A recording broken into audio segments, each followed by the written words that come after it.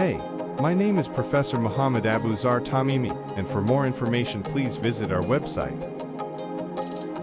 And this is Lecture 01 of the HTML Complete course for beginners.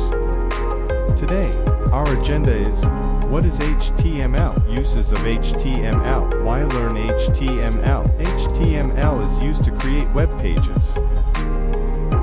What is HTML? HTML stands for HyperText Markup Language. It is not a programming language, but a markup language. It defines the structure of web pages using elements and tags.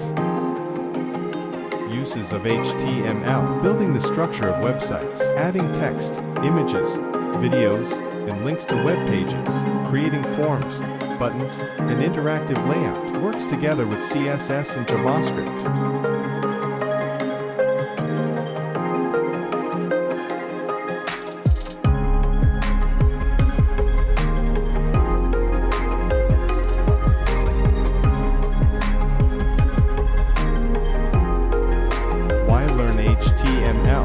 HTML is the foundation of all websites. Required skill for front-end development. Easy to learn and widely used. Works with tools like WordPress, React, and more.